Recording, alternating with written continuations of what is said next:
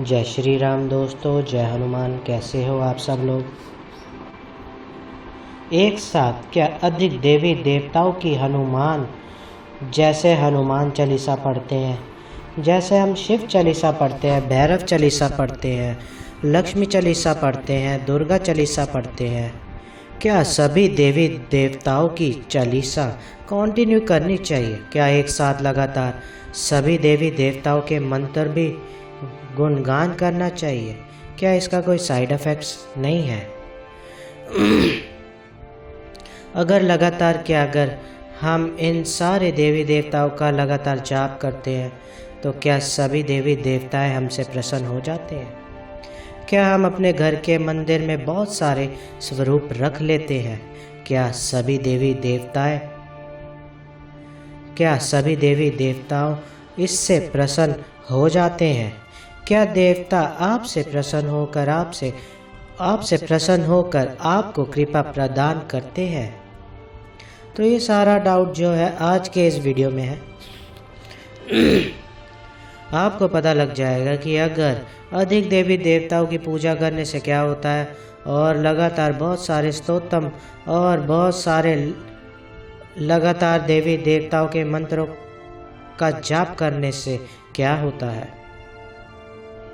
अगर मेरी वीडियो आपको अच्छी लगे तो मेरी वीडियो को लाइक करना, चैनल को सब्सक्राइब करना और बेल आइकन के बटन को दबाना बिल्कुल भी मत भूलना, क्योंकि आने वाली हर बेहतरीन सी वीडियो आपके आगे मैं लेकर आऊँगा। देखिए क्या होता है, हमारा विश्वास होता है, हमारा मन तो वैसे ही बोला होता है भगवान के प्रति।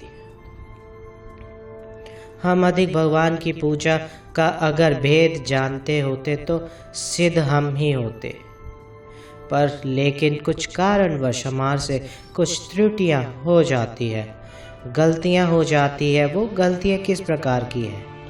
फिर भगत कहता है कि मैं लंबे समय से माता की पूजा कर रहा हूँ, बाबा की पूजा कर रहा हूँ, भैरव बाबा जी की पूजा कर रहा हूँ, देवता की पूजा कर रहा हूँ,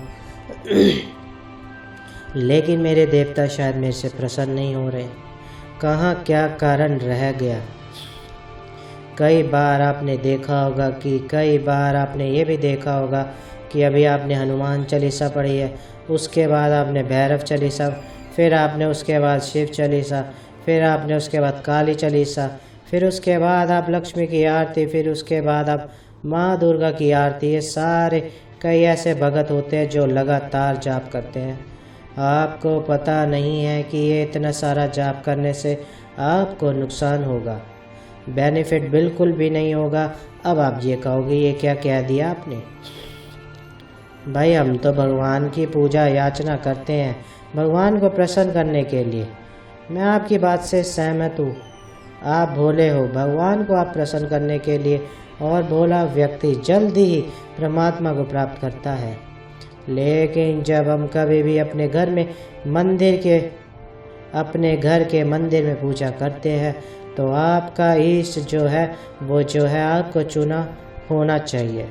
आपके इष्ट कौन से है? मान लीजिए अगर आप हनुमान जी की पूजा कर रहे हो, उसके बावजूद भी सभी देवी देवताओं की आप हनुमान चालीसा कंटिन्यू, जैसे हनुमान चालीसा से दुर्गा चालीसा, शिव चालीसा, ऐसे करते जा रहे हो, ये सही नहीं है, बिल्कुल भी सही नहीं है।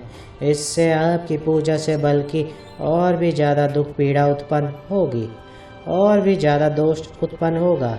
कैसे होगा? देखिए, इष्ट एक होते हैं, आपके इष्ट देवता की कृपा आपको शीघ्र ही प्राप्त होती है। जिस प्रकार से एक गुरु, दूसरे गुरु, फिर तीसरा गुरु, चौथा गुरु, पांचवा गुरु, ऐसा बिल्कुल भी पूजा नहीं होती। ऐसे जो लोग ऐसी पूजा करते हैं वो हमेशा भटके रहते हैं। फिर आप अपने घर के मंदिरों में भी सभी देवी देवताओं की मूर्ति भी लगा लेते हैं, बहुत सारी मूर्तियाँ एकत्रित कर लेते हैं। क्या सभी मूर्तियाँ का आप जब पूजा करते हो तो आप क्या नाम लेते हो?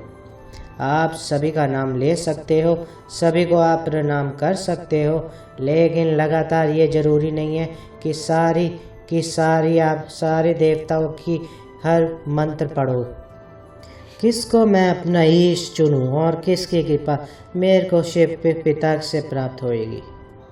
तो आपका ऑरा भी नहीं बन पाएगा। जो शरीर का एक ऑरा होता है, एक रक्षा कवच होता है, वो भी तैयार नहीं होगा। क्यों नहीं होगा?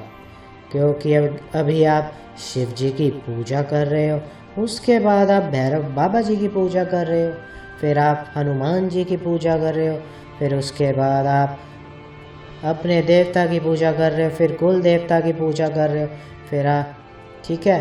तो किसी ने कह दिया कि इस देवता की ज़्यादा है तो फिर उसकी आप पूजा करने लग जाओगे। तो ऐसा नहीं करना आपको बिल्कुल भी। आपका जो ऑरा है ना वो क्रिएट ही नहीं होगा। इससे आपका ऑरा और भी ज़्यादा मैला हो जाएगा, ठीक है, और भी ज़्यादा डिस्टर्बेंस होएगी आपकी पूजा में। फिर आपको किसी भी मंत्र में सफलता नहीं मिलती, किसी भी पाठ में सफलता नहीं मिलती। पहले आप चुनिए अपना इष्ट देव, ऐसा देवता सुनिश्चित किया जाए जो हमें समय समस्त प्रकार के सुख और शक्ति प्राप्त कर सके। देखिए, आप चाहे किसी भी देवता का नाम ले रहे हो, उनका नाम लेते रहिए। जैसे अगर आप मान लीजिए बहुत सारे देवता का नाम ले रहे हैं, नाम लीजिए, लेकिन जो कंटिन्यू पूजा है ये ज़रूरी नहीं है। पहले आपका इष्ट ज़रूरी है। किस इष्ट आपने किसको इष्ट बनाया है? मान लीजिए अगर आपने हनुमान जी को अपना इष्ट बनाया है तो आपको पहले हनुमान जी की पूजा कीजिए। ऐसी पूजा कीजिए जिससे आपका और क्रिएट हो सके। आपका और क्रिएट होगा, आपके ऑरे पे परतें चढ़ेंगी, तो कोई भी नेगेटिविटी, कोई भी गंदी चीज़ वो आपके शरीर में प्रवेश नहीं कर पाएगा, क्योंकि आपका जो ऑरा वो क्रिएट हो चुका है। और आपका ऑरा किस कलर का और किस तरीके का है, फिर पूजा इस तरीके से की जाएगी। फिर उनके मंत्रों का जाप कीजिए, ठीक है। अब आपको लगता है कि आप अपने इष्ट, लेकिन अपने इष्ट का ध्यान आप सबसे पहले कीजिए। उसके बाद आपको लगता है कि मुझे माँ दुर्गा की पूजा करनी माँ दुर्गा की पूजा करनी चाहिए, तो इनको अलग ना गिनिए। ये एक नहीं है, अलग नहीं है। तो आप लेकिन स्वरूप से कीजिए, स्वरूप से प्रेम करिए इनको स्वरूप से प्रेम करते हो तो ये ज़रूर आपको सुनना चाहिए कि मैं हनुमान जी की पूजा करता हूँ तो हनुमान जी से प्रेम करता हूँ। और वहाँ पर आपको बैठकर आप हनुमान जी की पूजा कर रहे हो, और वहीं पर बैठकर फिर आप भैरव बाबा की पूजा कर रहे हो, फिर शिव जी की पूजा कर रहे हो, फिर उसके बाद जो है बहुत सारे आप चालीसाएँ करते हो। ऐसे कोई भगत देखा है कहीं आपने?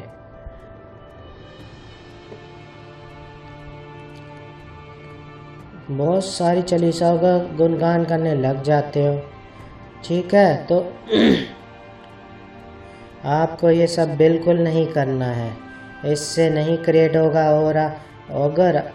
अगर आपको ऑरा क्रिएट करना है, अगर चाहते हो आपको ऑरा क्लीननेस रहे, क्रिएट रहे और बढ़िया मजबूत होए, तो ऑरा की परतें भी मजबूत होकर चले, तो उसके लिए आपको अपने इष्ट को चुनाव जरूरी है।